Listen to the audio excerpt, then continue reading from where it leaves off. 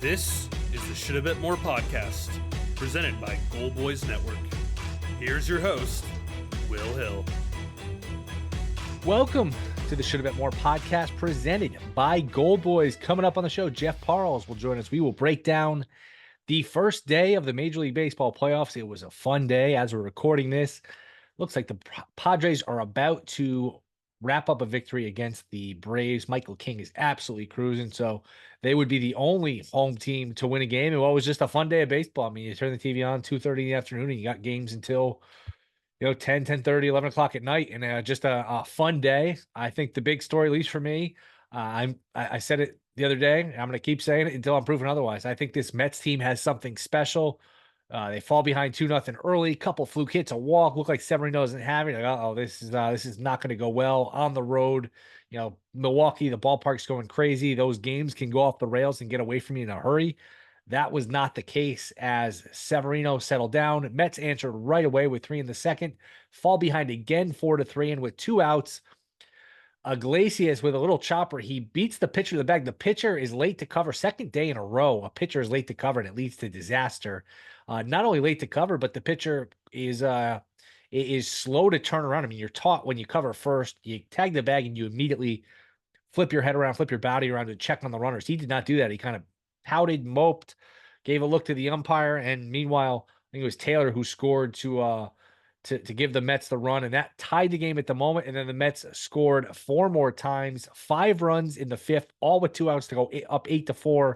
And that was the rest of the scoring. Nobody scored the rest of the game. It was an 8-4 final. Not too much drama in that one. Just not a lot of base runners that point forward.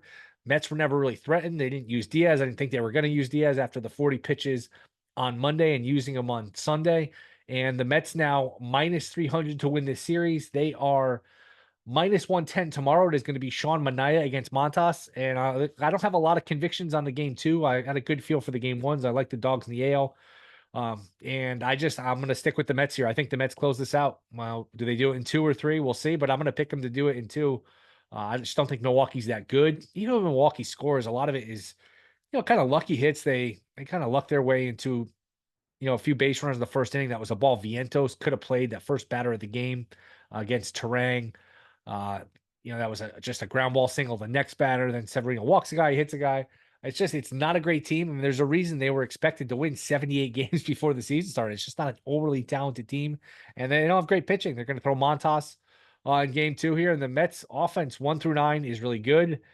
Their pitching is kind of interchangeable. They don't have any great pitching, but they throw a decent pitcher at you, a decent start pretty much every day. They mix and match in the bullpen. And again, this Mets team, they got a lot of karma. Call it whatever it is, intangible karma. They've got it. They've had a lot of these wins like they had on Monday against Atlanta. They had one against the Blue Jays a couple weeks ago. They're getting no hit going in the 9th inning, and Lindor hits a home run to give them the lead, and they have a big 9th inning.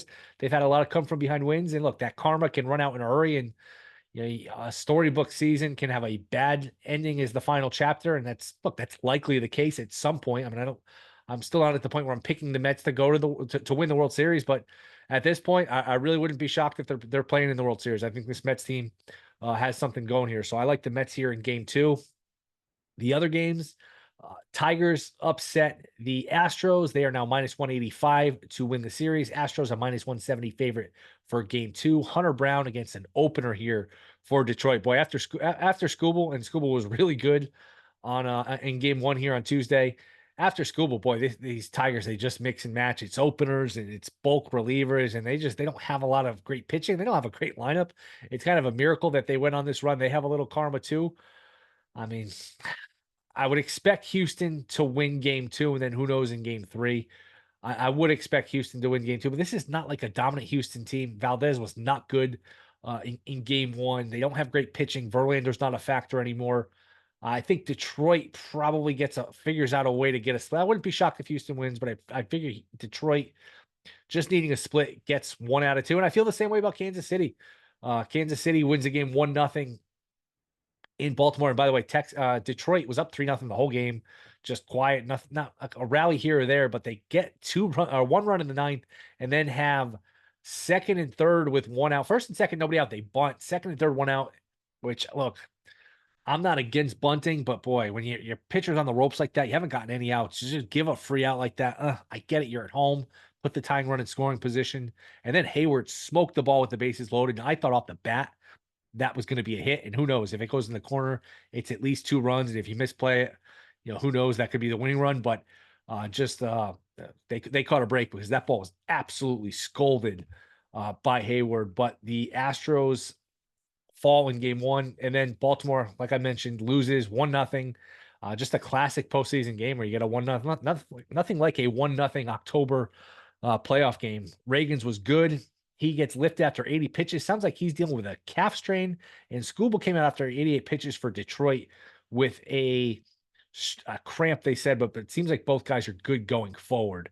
So something to keep an eye on. But Baltimore just couldn't get any hits, couldn't manufacture any runs. They got a man on, a leadoff guy on in the bottom of the 9th, but Kansas City shuts the door, gets the win. And I'm in the same position with Kansas City as I am with Detroit. I just think once you get game 1 in these best of 3, all you need is a split of the next 2. And if you're the home team, you say, hey, we win tomorrow, we win game 2, and then we have the advantage. We're home for a deciding game, and the pendulum swings back to our favor. So that's certainly a way to look at it. But I do think Kansas City with Lugo going in game 2, I wouldn't be shocked if they won game 2, but I do figure they figure a way to get one of these next 2. And Eflin's been good for Baltimore.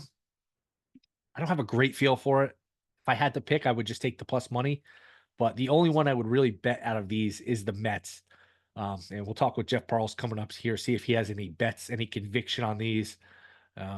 But the Royals, 1 win away from heading to Yankee Stadium to take on the Yankees in the ALDS. If the Mets were to win, they go to Philly. And the Tigers, if they win, they go and play Cleveland. Boy, that would be a weird series. Tigers in Cleveland in ALDS.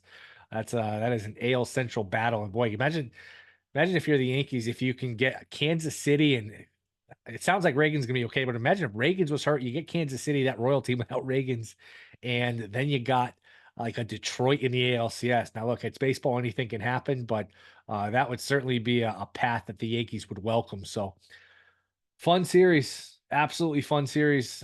These are, I don't love the fact that all these playoff teams after 162 games make it, but when you sit here from 2 o'clock to 11 o'clock at night just watching playoff baseball, these games are a lot of fun. These games are really, really exciting to watch. As it does look like the Padres are going to win too. I wouldn't count Atlanta out in game 2 just because they do have Frieden again. I'm taping this as as this game is in the 8th inning. By the time I finish with Jeff Parles, this game should probably be wrapped up, as I'm going to talk to him in a minute here. But I wouldn't be shocked if Fried won game 2. Fried's a good pitcher. That's still a good lineup. I wouldn't count Atlanta out. I feel like people are kicking dirt on Atlanta a little too quickly. If they could win game 2, I don't know who they go for game 3. Morton hasn't been great this year, but he's been a good big game pitcher. I think people are counting Atlanta out a little too quickly. So a lot of fun. Hopefully these games, what was a fun day 1, is a precursor for a good, exciting postseason. Remember last year, these best of 3, these 4 wildcard series, they were all sweeps. We didn't see a game 3. Everyone that won game 1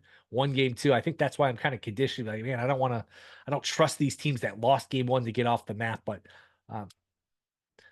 my guess is right now, that'd be interesting. How many game 3s do we get? I'm going to say we get 2. I think we get 2. I don't know which 2, but I think we get 2. 2 game 3s. They would be on Thursday. Then I think Friday's an off day. Then Saturday we start the division round, and fun weekend, man. Once you have the Saturday with the division round, all the college football, the NFL, that's back to the real playoffs. This is almost like a playing round for me, to me, where I mean it's still the playoffs, but once you get to the division round, then you are a round away from the ALCS, then 2 rounds away from the World Series. So fun weekend, fun time of the year. We'll see what Jeff Parles thinks coming up next. This is Shoulda Bet More podcast. All right, we are back. Shoulda Bet More podcast. You can catch him sports by the book. He is on Cloud 9. He's a Mets fan. We will talk the Mets. We will talk these other series. Jeff Parles, he is here. Jeff, how has your 24 hours been? What's going on, man? I made this joke probably about 30 times in text messages already, but Monday showed that my heart health is a lot better than I realized. So that was something else on Monday. And for that comeback twice against Atlanta of all teams, I mean, it just made it even sweeter to get there, not even have to worry about the second game. And as Tuesday has gone, winning that first game really just changed the way that the playoffs are looked at for both the Mets and the Braves so far. This is neither here nor there, but did you want them to win the second game, or you didn't really care? Oh, I didn't care at all at that Okay. point. Mostly, I think the best possible thing happened to him because watching Michael King on Tuesday night, the Mets would have had no shot hitting Michael King. I would have had no shot. And look, even though the Mets matched up poorly with the Brewers in the regular season and matched up well with the Padres, I thought the playoff matchup was totally different because the Padres have these high-end starters, which it is. I mean, they're not even throwing Darvish if the series goes goes three, I should say. And if this doesn't even go three, if they sweep, Dylan Cease doesn't even go. Like, you know how good your rotation has to be for those two dudes not even to throw in a best of three series? So the Mets ended up with a better matchup. And if game one is indicative of what's going to happen either on Wednesday or Thursday, it's pretty clear the Mets ended up with the better end of the stick, even with not sweeping Atlanta out, which would have been cool, but they ended up much better for the playoffs with not sweeping. Do you think the Mets close it out here in game two? I think so. And I really am surprised at how Pat Murphy managed that game for Milwaukee. I thought he took Peralta out too early. I thought Peralta had stabilized again after four, took him out too early. And look, 5 innings from the bullpen, no matter how good it is, you need so many guys in a row to pitch well. And the first two guys were awful for him. And that cost him the game. And then it was bizarre. I was expecting Aaron Savali to pitch game two, honestly. I was fully prepared for that. And he runs Savali out, who's been his second best starter since they got him from Tampa, runs him out in mop-up role. It was very bizarre from Murphy. And now, look, the Mets saw Montas on Friday. And if it wasn't for that, it wasn't for the called third strike against Alvarez, who knows where that game goes on Friday night. So I think the Mets are in great shape. Manaea has been one of the 3 best pitchers in the National League over the previous 6 weeks, has realistically speaking, one bad inning. I think the Mets are in great shape for Tuesday. And you know what? Even if they don't close it out on Tuesday, or excuse me, on Wednesday, I should say, even if they don't close it out in game 2, they still should be fine in game 3 because who the hell is going to pitch for Milwaukee? And Quintana pitched pretty darn well on Saturday. He just ran into some bad luck. Yeah, I mean, I've been saying it's such a house money season for the Mets. They could come into these 2 games and lose 15-0. You still had a great year. The fact that you got off the mat from 11 games under, you made the playoffs. That being said, at this point, if the Mets didn't see Philly, if they didn't make the next round, it would be a disappointment. You're 100% right. It's look anyway. This was the free roll year for David Stearns. It just was. This team was built to be a solid team, but I don't think anyone thought that this was like. Remember this? I didn't even have them going to the playoffs at the beginning of the year. You were on in February, like right after the Super Bowl, maybe right before the Super Bowl. I was on the cusp, man. I was on the cusp. You said, why not? If you get in, anything can happen. Look at Arizona last year. And that was before Senga got hurt. So you were on this more than you're giving yourself credit for. Well, look, I remember I changed after, and it's funny in retrospect. I changed my last playoff slot to Arizona after they signed Jordan Montgomery. And Jordan Montgomery was beyond terrible, obviously, for them. As the owner said today, which was strange, which I didn't mention in my open, the Arizona owner came out today and said, biggest mistake was giving Montgomery all that money because he was awful, and that's my mistake. By the way, he's got a player option who can exercise, so he might be back. That is awkward. Look, he's got to get stands of that stuff. He's just got to take the player option and then drive around with the 2001 World Series trophy in the parking lot. Yes. But look, it's look, this team has been an amazing, pleasant surprise. I mean, they were the worst team in baseball, basically, for the non-White Sox division for the first 2 months. I mean, they're only out of Colorado and Miami going to June. Like, that's ridiculous in retrospect. And this has been a joy. I mean, it's so night and day from 2 years ago, Will, because no one thought that team was going to be as good as it was in 2022. But when they were that good and melted in the way that they did, that season ended with such a sour taste that no one was happy with what happened with that team in 2022, despite being maybe the second best regular season team in Met history. Now this team comes along with, doesn't even get to 90 wins, but makes the playoffs. And now, I mean, look, you should be able to win one of these next 2. And without Fakakta, to take a Gil Alexander word there, this playoff system is what the hell? We don't know how the Phillies are going to react to being off for a week. We haven't seen it with them. They've just been great playing consistently through the wild card series. Oh, that ball is crushed by Higioka. Boy, Look at that, the former Yankees doing these it ex-Yankees having a day. Severino and King, and now Higioka having some good days here as we give play-by-play from 12 hours ago by the time people listen to this. Has your head gone to the fact that we might have a Mets Padres NLCS rematch? You mentioned the bad finish a couple of years ago. Has your head gotten to the? How far have you dreamed? Can you see this team in the World Series? I've dreamed everything here, Will. But here's what I'll tell you: I've even dreamed to the Mets hosting Game 1 of the World Series against the Detroit Tigers at this rate. That's ridiculous that would be. But in all seriousness, though, the Padres. I'm very curious to see what the price is if the Dodgers play the Padres, because I'm sure the books are going to get that price wrong. Because if I were making the price, I would make the Dodgers at most $1.15 in that series, at most. Because if San Diego sweeps this series and has Cease and Darvish for games 1 and 2, I mean, that's a lot to ask ask Flaherty and Yamamoto to match up with in games 1 and 2. I would be all over San Diego in a series against the Dodgers if it's any sort of plus price. Will, I really think that the Padres the Padres matchup with the Dodgers awesome. We know this. I think it's more likely we see San Diego in the NLCS, honestly, and then a Met Philly series. I know it's an old cliche, but just throw out the record books if we get that. I mean, anything is in play. Nothing will surprise me in that series. If the Phillies kick the Mets' ass, it wouldn't shock me. If the Mets swept the Phillies out in just totally horrific fashion for Philadelphia, I wouldn't be stunned with that either. Anything's in play if we get that series. Totally agree. And I'm getting excited just thinking about these matchups, man. So much fun and so much. And you mentioned 2 years ago, it's like the Dodgers, Padres. I could see that series going that way. And look, we still have games to win. We still got a long way to go. But still have to win 2 games. But yes, it just if I'm the Dodgers, I'm just hoping some way Max Fried on Wednesday throws a gem, and it just puts the pressure on San Diego, and they have to use Cease in a game 3, and that just changes the way that series goes. Now, granted, Michael King will be on regular rest on Sunday, so it may not matter, but it really does change the course of that series if San Diego needs 3 to dispatch of Atlanta. Yeah, and I wouldn't put Atlanta down yet. I mean, I wouldn't be shocked if Fried pitches a good game, and then in a game 3, who knows? Anything could happen. We've seen, I don't know, would they throw Morton? Morton hasn't been good this year, but he's thrown plenty of big games in the past. Yeah. Let me ask you, how many game 3s do we get in this round? 2. I think both American League games get there. Okay.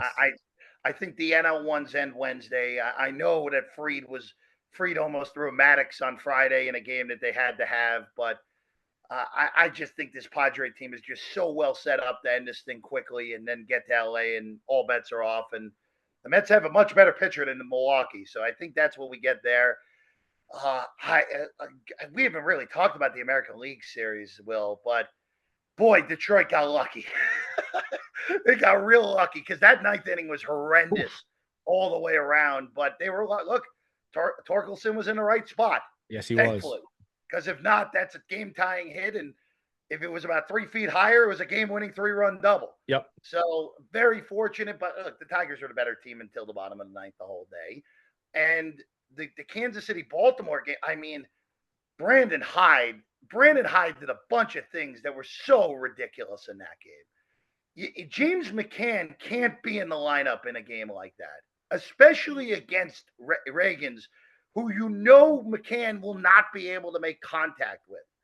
And McCann had 2 critical – it was kind of like Bader on Monday for the Mets. Why was Bader in the lineup when he can't really make contact? And he made weak contact in 2 big spots. McCann had arguably him and Gunnar Henderson had the 4 most important at-bats of the day for Baltimore, basically, before the 9th inning. And McCann didn't get the ball in play. Henderson did the first time, and then Reagans made the pitch he needed to the second time. And then you have no pinch runners on the roster at all that you can't run for O'Hearn in the 9th inning. once he gets on base and at least put the pressure on with Ertzig, who can't really hold runners. And then look, the thing that lost in the game ultimately though was, but that Royal lineup with Pasquantino. Look, Pasquantino still got freaking bolts in his thumb right now. You cannot let Bobby Witt beat you in that game. No way you can let him beat you. And you let him beat you with a man on third and 2 outs when you have to be. I know Burns was locked in. You have to intentionally lock Bobby Witt. And if Pasquantino beats you with bolts in his thumb still, so be it. So be it. I really hated how Hyde managed that game. And for Baltimore, I mean, look, if you lose, and we talked about Baltimore a month ago, if Baltimore loses in the wild card series and doesn't even get into the rematch with the Yankees, Hyde is gone, and they probably have to do a whole bunch of revamping this offseason when, quite frankly, that roster's so young. I don't know how much revamping you really want to do, but it will happen if they don't even get out of a wild card series. Yeah, it'd be interesting. I hadn't thought of that, but they got a total pass. They got buried by Texas last year. Everyone's that doesn't take away from their season. Great season. I mean, they got handled with kick gloves, and then, and if they ever lose in game 2, it's I know it's small sample. You can't go crazy over a 2-game sample, but that's a bad look. So you like for game 2, you like both American League teams so you like Baltimore. I do like Baltimore. I do like Baltimore. Okay. Even though Seth Lugo, Lugo's been awesome this year. So it's possible we see the same thing we saw on Tuesday with Ray. That is one of the great trades in Kansas City Royal history. Well, they traded Aroldis Chapman's corpse and got that dude, Reagan. Amazing. What a trade. And look, at benefit of Texas, they won a World Series. Chapman did help in that run last year, but boy, you imagine Reagan's in that rotation with all those freaking veterans. I mean, that rotation would have been unbelievable down there in Texas, and it may have been a different year for the Rangers this year. Yeah, and they could make the case, hey, Kansas City unlocked him, because remember, he wasn't that good for Texas, and he got to Kansas City. You are right there, Will. Yeah. You're 100% right. No, but your point is well taken. So what have you what have you bet for these game 2s? Anything? I will bet the Mets. I just want to see how the market plays it before I take a number. I really would like. I saw -103 was the best number I saw in New York. Here in Vegas. I just don't know if I'm going to be able to get better than that. I don't think there's going to be hey, they're desperate pricing on Milwaukee, especially when it's such a pitching mismatch with Manaea against Montas for the second time in 5 days. Montas is probably not going to pitch as well as he did on Friday, even though he didn't really pitch that great. I'm curious to see what the total is in the Brave and Padre game. I'm just concerned it's going to come too low. But with those starting pitchers, with Musgrove has been unbelievable in big games. And Fried, I expect to have his A game. If that total comes 7, that will be an under. If it comes lower than that, it is very hard to justify it, even though I don't know how the runs are coming against those pitchers. Who's in the World Series? My pre-playoff pick was the San Diego Padres to win the World Series for the first time, and they will do it against the New York Yankees. Well, yeah, Soto gets beat by his former team. That's what I got. Will. I got Mets Yanks. Can you imagine if that happens? Can you imagine? I wouldn't put it past them. I would not put it past them. You know how crazy the city will be if we get Mets Yankees this year, especially with how badly the Mets own the Yankees in the regular season. Yeah. Also, well, I mean, that's the other factor with that, where again, we see it all the time. I mean, of course, the Mets famously in 15 were 0-7 against the Cubs and then swept them when the games mattered in the postseason. But that is a mental hurdle for the Yankees to get over if that ends up being the World Series, if we get the Subway Series. I wouldn't put it past the Mets to get there, and if they did, I wouldn't put it past them beating the Yankees. I just think this Mets team has something going right now. I really do. Well, just again and like I told you, just get in. This new format is very conducive to wacky stuff. And look, I mean, if the Mets pull it off against the Brewers on Wednesday, the 6th seed is 6-0 in this format against the 3, since they moved to the 6 teams in each league. So. Wow.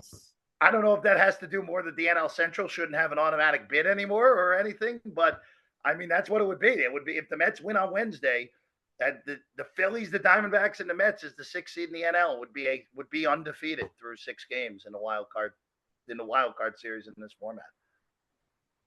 No, and we're getting anything out of Senga? Is there a word on Senga or no? Who the hell knows? Yeah. Anything from him is gravy at this point. If he's able to go in that Philly series, that'd be quite the boost. But you know what? I mean, look, that performance from Sevy was awesome because he did not have it and then figured it out and was spectacular the last 2+ innings. When I thought he should have been, I was like, oh, they're leaving him in for the 5th, and he's great.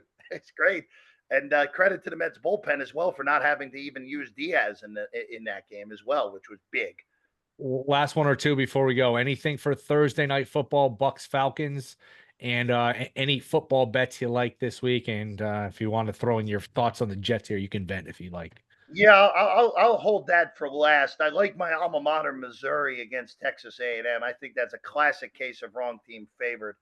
I know Mizzou has not looked impressive so far. They're an unimpressive 4-0.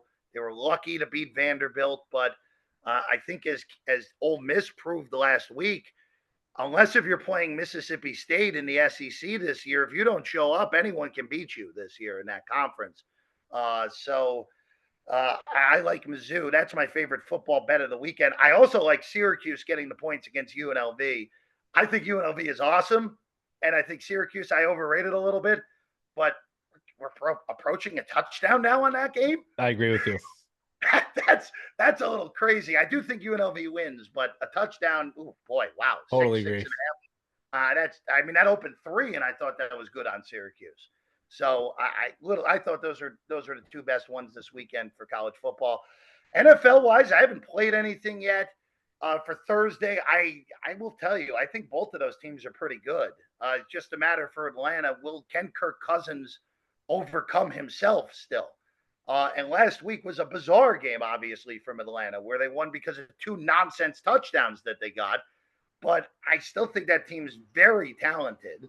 Tampa is clearly good. I think that game against the Broncos was just a deal where you didn't have half your defense, including your best defensive player in Vita Vea. And look, you and I know this, Will. If you don't show up on a Sunday, you can lose to anyone in this league. And Tampa just didn't show up against Denver. So I think they're both pretty good. I would lean to Tampa, but I'll probably stay out of that game. Jets-wise, look, it's very simple with the Jets. The concern going into the year for them is the coaching staff. And the only way you can possibly lose the game that you just lost is when you're poorly coached. And you're now at a point, at least for me, it's clear Aaron Rodgers can't stand Robert Saleh and knows he's not the head coach that the team needs.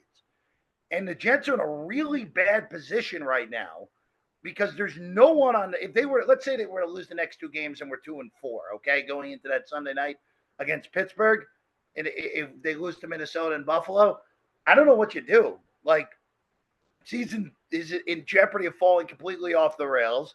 You have a head coach that's awful, who shouldn't be a head coach. You have an offensive coordinator that is a known awful commodity that is only there because Rodgers thinks he's funny. Look, this thing could really careen off the tracks. But on the other hand, if you go to London and you beat Minnesota, you're totally fine. So I don't know if they're capable of it, but I will say this. Philadelphia, New Orleans was the classic case of a line overreaction based off of one little thing. Because Philadelphia opened 2.5 in that game against New Orleans. If Barkley catches the ball on Monday night against Atlanta and the game is over, Philadelphia is still 2.5 in that game in New Orleans, Will. And then it flipped to 2.5 the other way in that game. And that's why I bet Philly that day, and Philly won the game outright. If Greg Zuerlein makes the kick and the Jets win 12-10, do you really think this line moves from Jets 2.5 to Minnesota 2.5? No, it's a pick. I don't think so. I think it's Jets 1 or pick. Yeah. So I just, from a betting perspective, I think Minnesota does win, but I think this is such an aggressive move where if one thing that at this point, a 50-yard kick in the NFL is like an 80% shot at least, Will, If one 80% shot thing happens in the Jet favor, we're having a totally different discussion here today. Are you at the point where Minnesota can actually make a Super Bowl, win a Super Bowl? I don't think I'm all the way there. I think they can make the NFC title game. It's kind of where I'm at.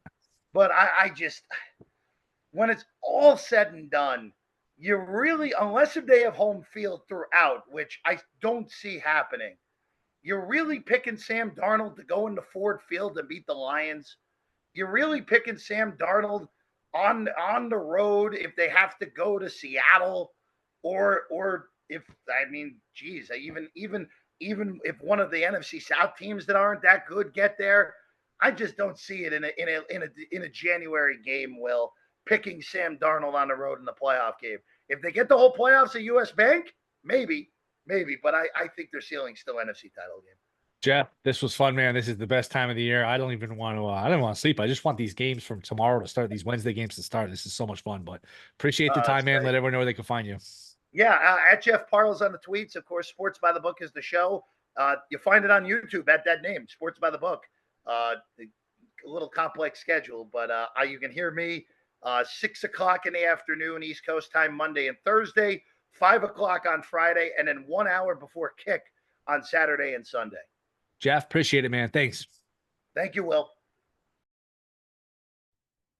All right, that'll do it. We'll be back Friday. Rate, review, subscribe. See you then.